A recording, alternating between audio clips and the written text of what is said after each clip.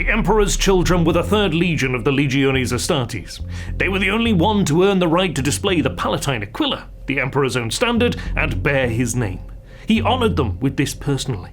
They were often considered the most noble legion, always seeking perfection. So what made the Emperor's children, who overcame adversity and strived to be the perfect legion, so effective, and what made them fall to the temptations of chaos and turn against their namesake?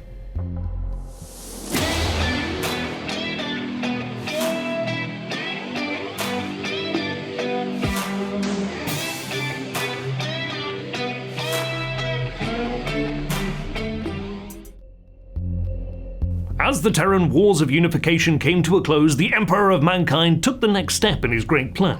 He created the Primarchs, his generals, and the Legiones Astartes, their armies. These were the culmination of his genetic experiments. It was with these new creations that he would bring the galaxy to heel. However, this plan was not to be, as the pods containing the gestating Primarchs were taken and scattered throughout the galaxy, possibly by the forces of chaos or some terrible technical malfunction. Despite the loss of his generals, the Emperor had retained genetic samples of the Primarchs and used these to create the Legiones Astartes, or Space Marines. Many of the legions were crafted using people from a specific region or disposition. Those of the Third Legion were chosen from amongst the children of the nobles of Europa. After their defeat at the hands of the Emperor's armies, the nobles were eager to offer tribute to the Emperor. They sent their finest youths to him as penance. Some with zeal, others only grudgingly, seeing this as little more than offering hostages. As the years wore on, other noble houses from around Terra began to send their children to the Third Legion, seeing them as a legion of aristocrats and nobles, and therefore worthy of their offspring. The gene seed of the early legion proved stable and produced excellent warriors, both physically and mentally. Each was driven to excel and saw great success in competition with each other and their brother legions. Some minor issues arose with albinism, however it did little to take away from the image of perfection that was the Third Legion.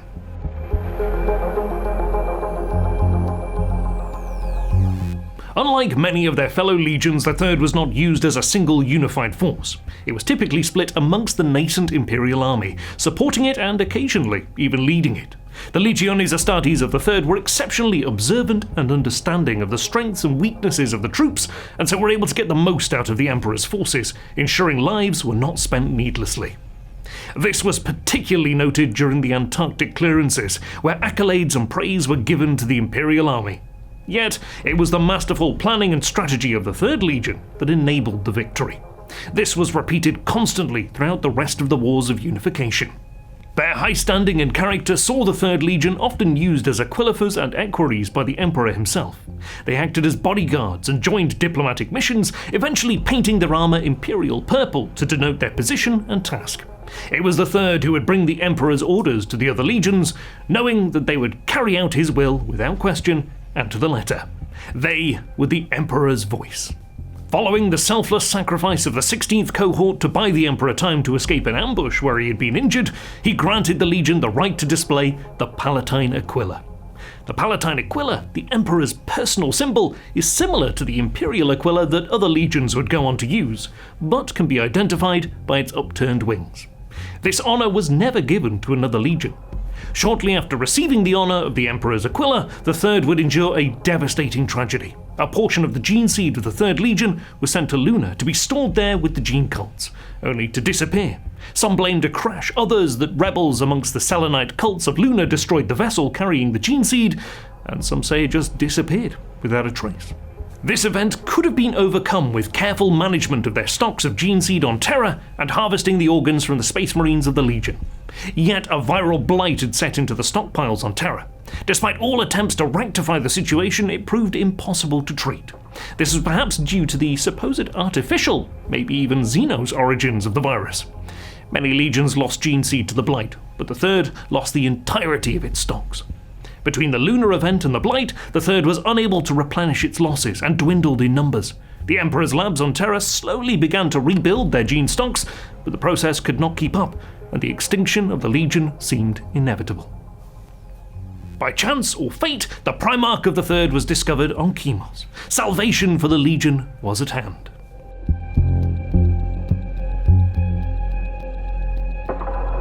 Chemos was a bleak, grey mining world. Its harsh environment and grim life of drudgery saw misery and deprivation on an industrial scale.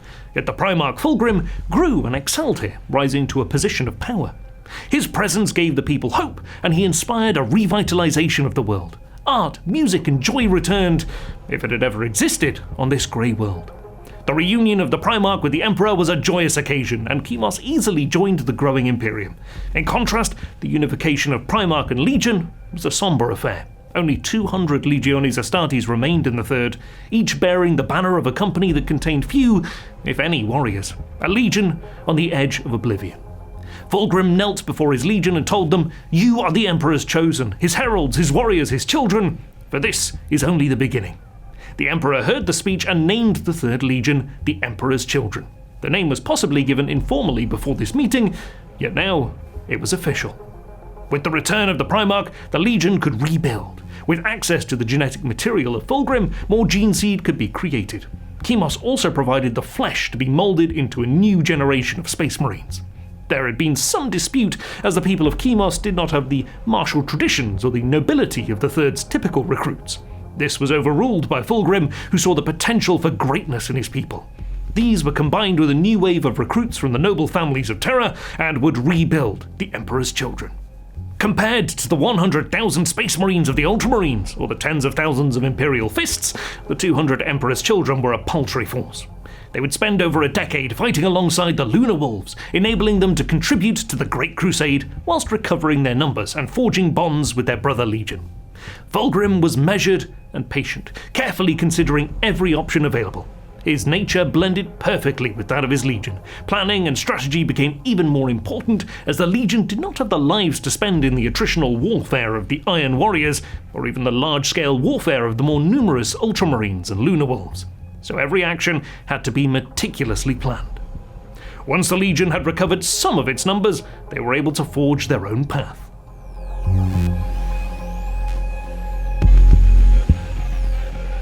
The reinvigorated Third Legion now looked to the future, a future in which failure was not an option.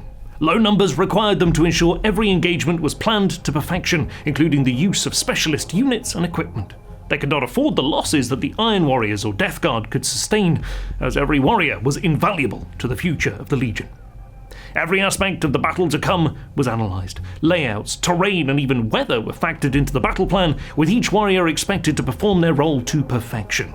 This attitude extended beyond the Space Marines to allies and auxiliary forces.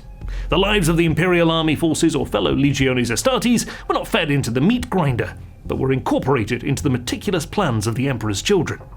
The armour of each Legiones Astartes was modified to best suit their nature and was often intricate and ornately crafted. Tech Marines sought to outdo each other in quality and aesthetics, with each piece of war gear adorned with details and intricacies that other legions may consider ostentatious or impractical. They sought to analyse the methods of their fellow Legiones Astartes, studying and training so as to execute the manoeuvres and tactics that the other legions did. They built on these strategies, refining them for their own purposes. Over the Great Crusade, they developed an ever greater reputation for their skills and efficiency. However, this came at a price.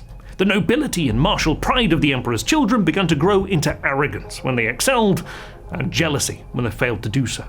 Pride became a staple of the Legion. Contempt for those who could not match the Legion's achievements spread, and even competition between the Space Marines of the Third no longer drove them to improve for the sake of the Great Crusade and their Legion, only to satisfy their need to be the best. The Third embraced the remembrancers, artists, and scholars dispatched from Terra to a greater extent than any other Legion, to ensure their successes were recorded. Starting with so few Space Marines had enabled Fulgrim to build the Legion as he saw fit. There was little of the reorganization that other legions like the Dark Angels underwent. There was no conflict like the World Eaters suffered with Angron. The Emperor's Children were dedicated to their Primarch, so Fulgrim could mold them in a fashion suited to their exacting nature. Something which continued on the battlefield, with many of their contemporaries praising not only the Third's victories, but the nature in which they were accomplished, ensuring the minimum loss of life. The exacting nature of the Third had ensured that each Legiones Astartes was armed, armoured, and positioned in the best possible manner. This formed a solid basis for how to proceed as the Legion grew. Any change was deliberate, continuing to match each new recruit to the ideal squad and function that complemented their abilities. Honours, ranks and positions were awarded on merit, and only after careful consideration, yet were a common occurrence, with some even granted by Fulgrim himself. Every warrior knew their place and their value to the Legion, the Primarch and the Emperor. This gave the Third a personal bravery and commitment that equalled, if not exceeded, that of the other legions, catalysed by their ever-surer faith in their own superiority. Rigid lines of authority were maintained, with overall command held by the Primarch. Beneath him were the 10 Lord Commanders, in charge of the first 10 Millennials. Each Lord Commander was expected to be the absolute best of the Legion. Swordsmen, generals, leaders, they were paragons in a Legion that prides itself on its exceptionalism. Such was their burden that, should they fail, some would take their own lives as penance. This command structure, rigid as it was, developed into a complex weave of sub-commanders, consuls, and captains that likely looked burdensome to an outside force, yet this ensured that they maintained an almost religious devotion to the chain of command, including Fulgrim and the Emperor. This fanaticism was noted by the other legions and was only surpassed by the Word-Bearers. Formations were balanced and exact, only ever suffering alteration for a specific purpose or due to losses that were swiftly replaced. Prioritizing speed, the Emperor's Children maintained large numbers of jump pack troops, land speeders, and jet bike-equipped Skyhunter squads. Swift and elegant, they embodied ancient Terran legends of noble knights and champions riding into battle against the foe. In a more practical sense, this speed and precision compensated for the Third's lack of numbers and allowed them a level of battlefield control that would be otherwise difficult to maintain. As the Great Crusade continued, the increasing specialization within the Legion saw a large number of unique or elite veteran units develop. Amongst their ranks were the infamous Sunkiller squads. Armed with high-energy weapons, such as las cannons, they operated ahead of the main battle line, striking the leadership or heavy equipment of the enemy with a devastating barrage. They favoured these weapons, supposedly for their precision and strength, but there was likely an element of arrogance. They did not deign to use the primitive bolt and shell weapons of their fellow Legiones Astartes. Throughout the Great Crusade, the Sunkiller squads never officially failed a mission. It is rumoured that any details of failure were expunged or were never recorded in the first place to maintain the illusion of perfection. Perhaps the most famous formation was the Palatine Blades. These were formed on a temporary basis to tackle a particular enemy. A commander would select the members of the formation from amongst the greatest swordsmen available.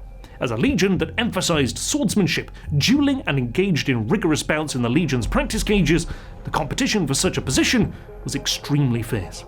Armed with dueling swords, the Palatine Blades would seek out and eliminate the greatest warriors from amongst the enemy ranks. A clear example of the arrogance and pride of the Legion was displayed during the war against the Katara, a slender martial abhuman species. Lieutenant Commander Abdaman let the fate of the campaign rest on a duel to the death between himself and a champion of the Katara.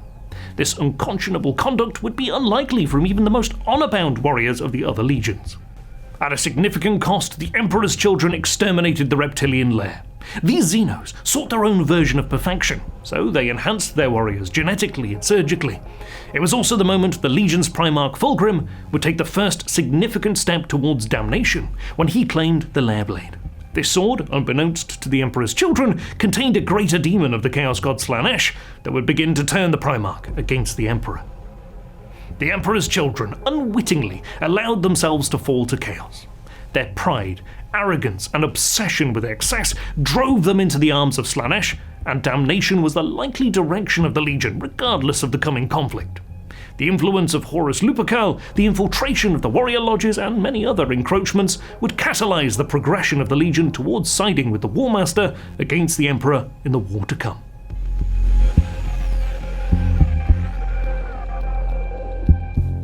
At Istvan III, the Emperor's Children purged the loyalist elements of their legion, deploying them against the traitors on Istvan III's Coral City. The Emperor's Children had planned their assault to perfection. Circumventing defences and striking hard at the Precentor's palace, they simultaneously stormed the building from ground and above. A small strike force under the command of Captain Lucius slew the foul traitor Vardus Pral. It had been the former Governor Pral who had orchestrated the rebellion. Utilizing psychosonic weaponry, the rogue governor had not been easy to kill. Despite some casualties, the Emperor's Children had proven their skill once again. The true motives of the remaining Legion elements on board the fleets in orbit were revealed as they commenced the virus bombing of the planet below. The Life Eater virus tore across the surface of the world, consuming every single living cell, rebel and loyalist alike. The decomposition of all organic matter created a bloom of gases that were ignited by a land strike from the vengeful spirit, Horus Lupercal's flagship, and a firestorm engulfed the world. Yet, Legiones Astartes are exceptionally resilient. The forces on the ground had been sent the briefest warning by several allies amongst the fleet, and many were able to seal their armour and take cover in the remaining buildings and bunkers of the Coral City. When the blaze had burned itself out, a significant loyalist force emerged. Unbeknownst to the rest of the Legiones Astartes in orbit, 2/3 of the Emperor's Children, World Eaters, Death Guard, and Sons of Horus had endured the bombardment and subsequent firestorm. As the reality of the situation became clear, rather than wait for a plan, forces from the World Eaters, led by their Primarch Angron, deployed to the surface. Not to be outdone, Commander Eidolon led the Emperor's Children shortly behind them, as Eidolon saw the chance to prove himself to the War Master. The arrogance of the Third overcame their typically rigorous planning, as columns of heavy armour deployed from the Legion's landers to wipe out the surviving loyalist elements of the Emperor's Children with overwhelming force. They found themselves arrayed against a well-organised foe. Tanks were struck by ambushes blocking access to the walls of the Precentor's palace, now garrisoned by the Loyalists. Eidolon's overconfidence saw him throw his troops at the defenders again and again. Weeks and weeks of attritional war in the rubble was only ended by the weapons of the Titans of the Legio Mortis, who tore through the defenders' positions and allowed for a final definitive assault. Fulgrim returned to his legion, having attempted to persuade his closest brother Pharasmanes, Primarch of the Iron Hands, to join the side of the War Master. Fulgrim brought news that the Emperor's forces were massing for an attack, and the traitors garrisoned Istvan V for the coming onslaught. The Emperor had dispatched 6 legions to bring them to heel. Against them were the Iron Hands, Raven Guard, and Salamander's legions, who had formed the first wave, whilst the Iron Warriors, Alpha Legion, and Wordbearers would be the second. The first wave landed and engaged the traitors, only to be turned upon by their supposed allies who had secretly pledged themselves to the War Master Horus Lupercal. The slaughter that followed saw the Raven Guard and Salamanders all but wiped out, whilst the Iron Hands suffered horrific losses, including their Primarch, who was beheaded by his closest brother, Fulgrim. In the aftermath of Istvan V, elements of the Emperor's Children, as well as the Wordbearers, scoured the battlefield. The Legiones Astartes are resilient, and so even severely wounded, they could often survive where the warriors would have succumbed to their wounds. Many were forced to enter into a state of suspended animation to do so. The Emperor's Children delighted in finding survivors, forcibly waking those who were in torpor, and torturing them. This descent into obscenity had been long in the making, yet manifested itself in these abuses.